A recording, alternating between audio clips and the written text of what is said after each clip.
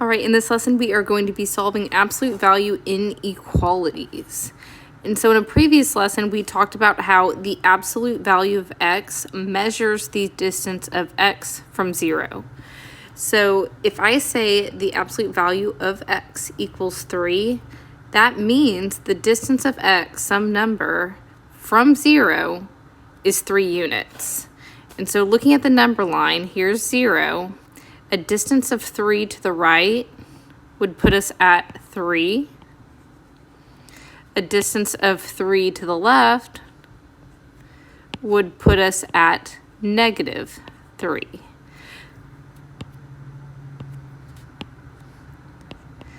So if we just say the absolute value of x equals 3, that means x could equal 3 or negative 3, because both of those values are a distance of 3 away from our 0. Okay, and so keeping this in mind, if I switch the equal sign here to an inequality, this is a greater than sign.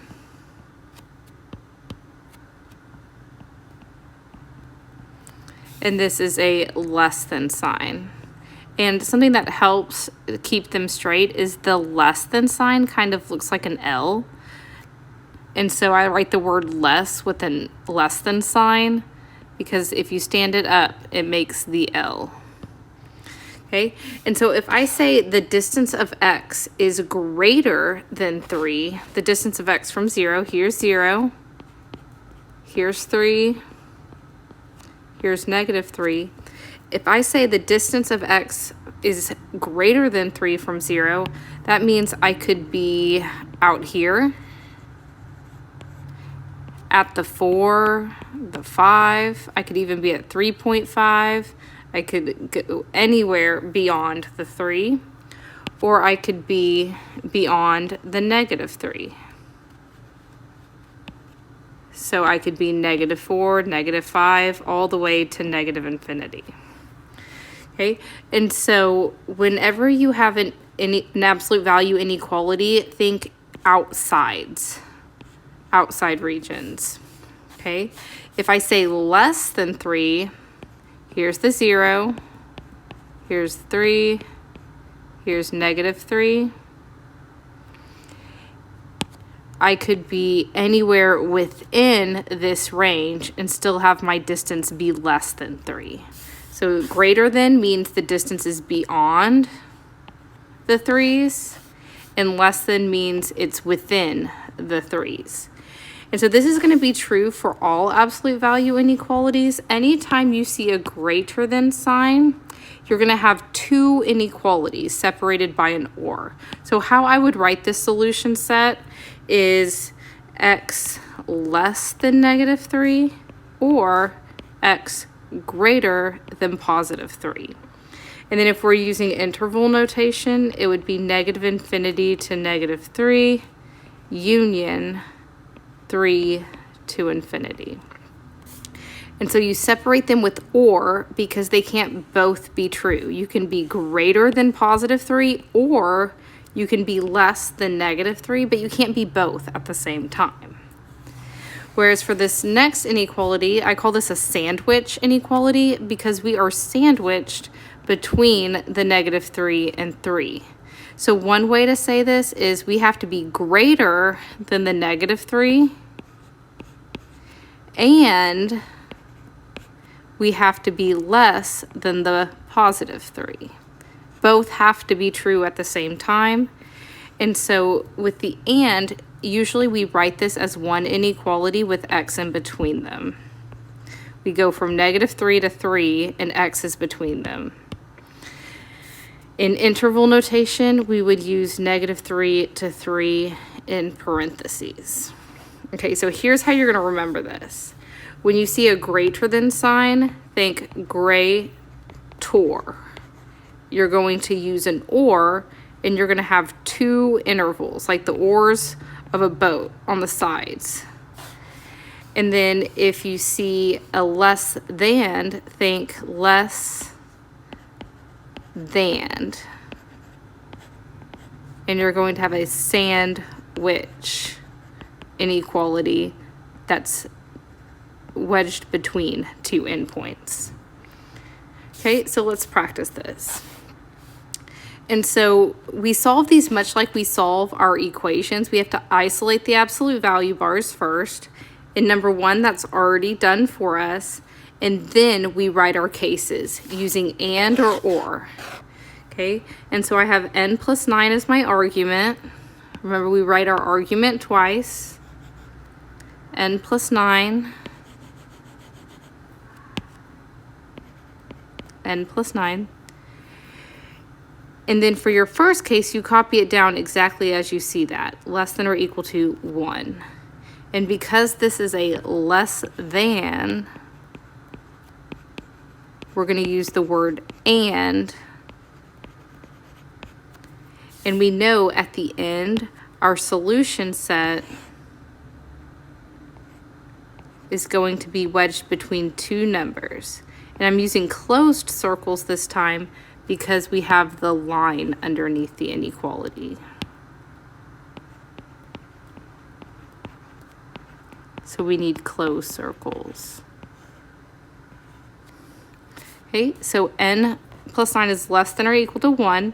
And then for your second case, you are going to flip the inequality and switch the sign.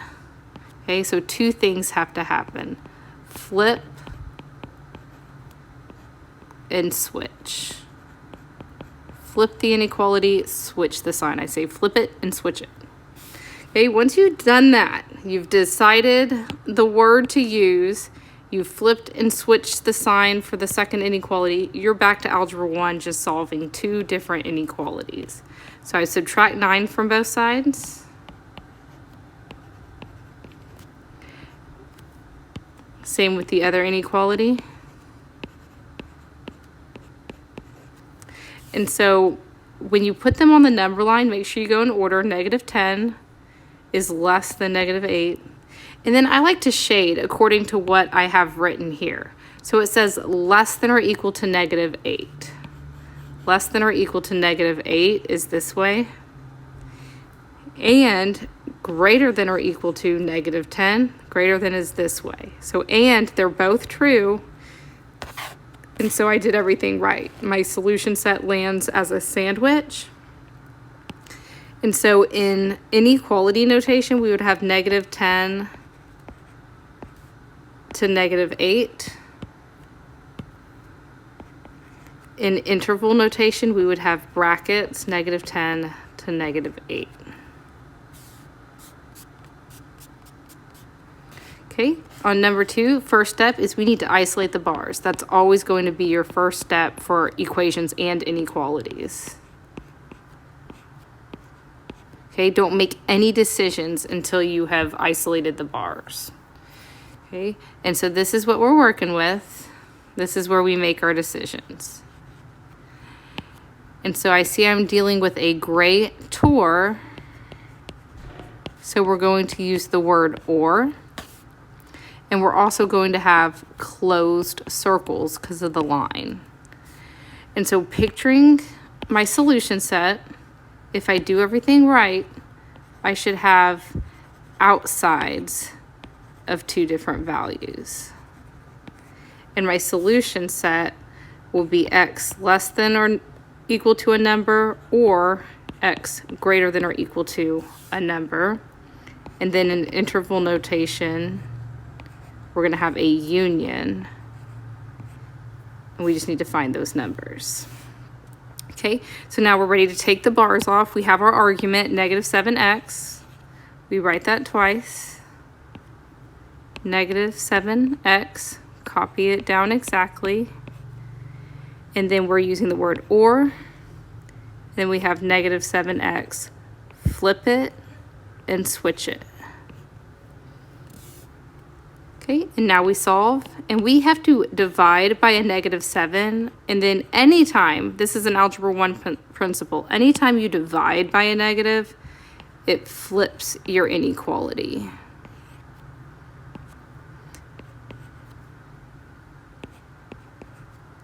And so in both cases, our inequality ends up flipping That's an Algebra 1 principle that never goes away. Anytime you multiply or divide an inequality by a negative, it flips the inequality.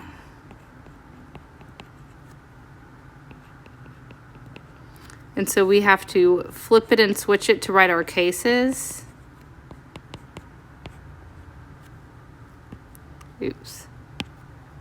Flip the inequality and switch the sign just to write your cases, always for absolute value. And then also if you divide by a negative, you have to flip. So lots of flipping can happen.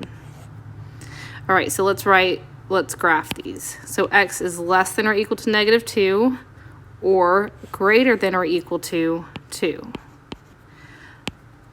Less than or equal to -2 would be on the left, and then +2 would be on the right. And so less than or equal to -2 or greater than or equal to 2, -2, 2. Okay, here our absolute value is already isolated, so we are ready to write our cases. So we have 8 minus 6m greater than 32. This is a great tour. And then we have 8 minus 6m, flip, switch. Okay, and so because this is an or, I just like to picture my solution set. There's no line underneath, and so these are going to be open circles.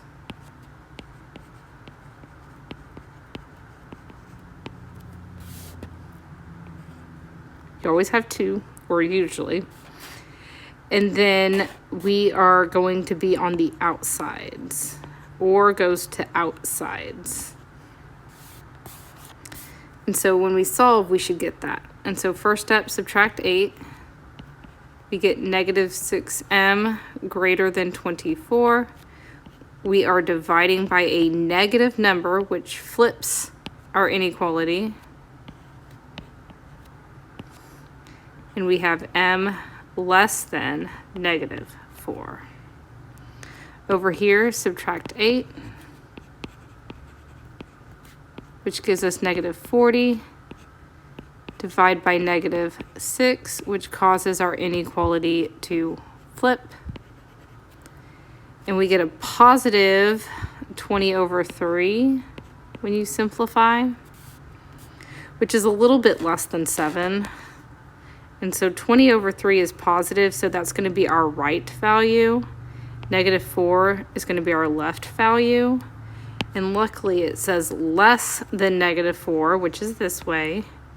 And then greater than the 20/3, which is this way. So we did everything right.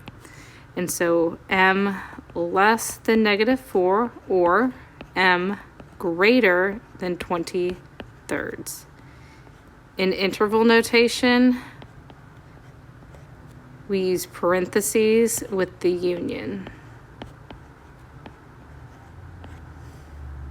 And always go in order from left to right, least to greatest.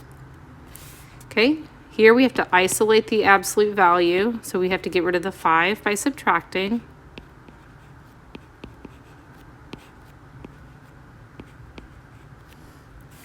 And then now we are ready to write our cases. -9 plus p is less than 19. That's our argument. And then this is a less than. So we're using the word and. And then we have -9 plus p, flip, switch. Okay, and so just picturing our solution set, we are going to have open circles because there's no line here. And we know it's going to be a sandwich. So we're going to have x, or p in this case, sandwiched between two values. And then in interval notation, we'll have parentheses. Okay, in this case, we just need to add 9, which gives us p is less than 28. In this case, we get p is greater than negative 10.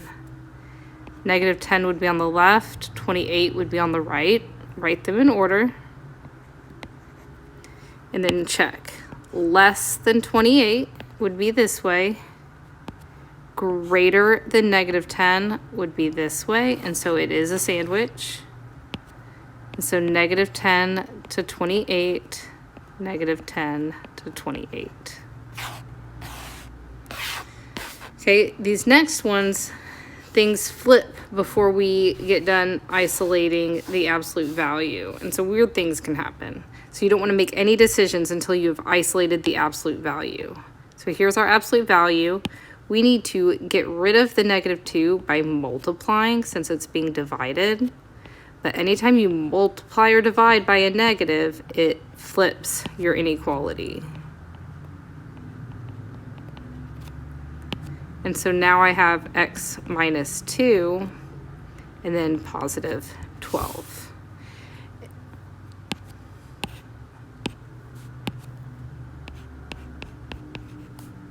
Okay, and so this is what we're working with. This is where you decide if it's less than or greater by isolating the bars first. And so our greater situation flipped to a less than situation. And then it's still open because there is no line here. And so picturing my solution set, I'm going to have a sandwich between two open circles. And so my solution set should be x sandwiched between two values, and then in interval notation we'll have parentheses. Okay, so x minus 2 is less than 12. Write your first case. Use the word and then x minus 2 flip, switch. Okay, so our argument each time is x minus 2. And the 12 is what we are switching the sign of. Okay, in both cases, we just add 2. So we get x less than 14. And x greater than negative 10. So negative 10 would be on the left, 14 would be on the right. Less than 14 would be this way. Greater than negative 10 would be this way. And so we do end up with that sandwich inequality, negative 10 to 14, negative 10 to 14. Okay, last one here. First step is isolate the bars, getting rid of the number that's not attached. This 2 is attached, so we have to add 4 first. Think of reverse PEMDAS. And then divide by 2. And so we get absolute value of x minus 2 is greater than or equal to. We don't need to flip because we divided by a positive number. Negative 1. Now this is a special case. Anytime your number to the right of the inequality for an absolute value is negative, it's a special case. Because we talked about how absolute value is never negative. Never negative. And so if I see absolute value greater than or equal to a negative, that's always true. It is always greater than or negative. And so this would be all real numbers. And so our solution set would either be all real numbers, if you want to write it in words, or use the symbol, an R with 2 lines, or negative infinity to positive infinity in interval notation. Okay, The other case, so this one would lead to no solution. If you had absolute value equal to negative, let me rewrite it here. Since absolute value never equals a negative, if you see absolute value equals negative, that leads to no solution. If you see absolute value greater than or equal to a negative, that's all real numbers, because that's always true. If you see absolute value less than or equal to a negative, and this goes true for the strict inequalities as well, that's going to be no solution.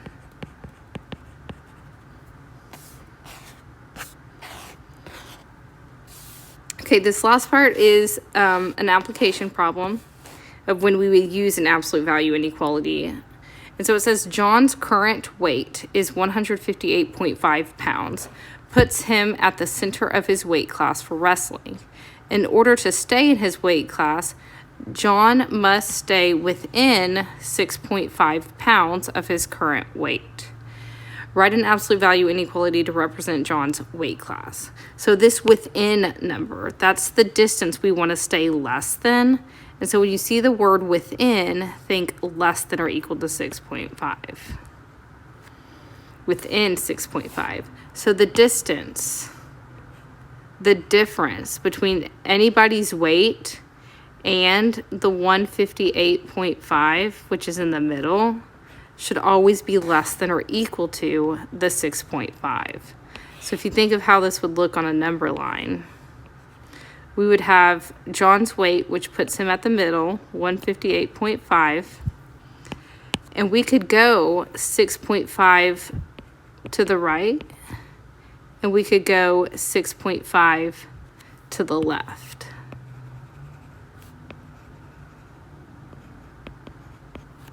Okay, and so we're saying this distance, this difference, has to stay less than 6.5. Within means and, it means sandwich.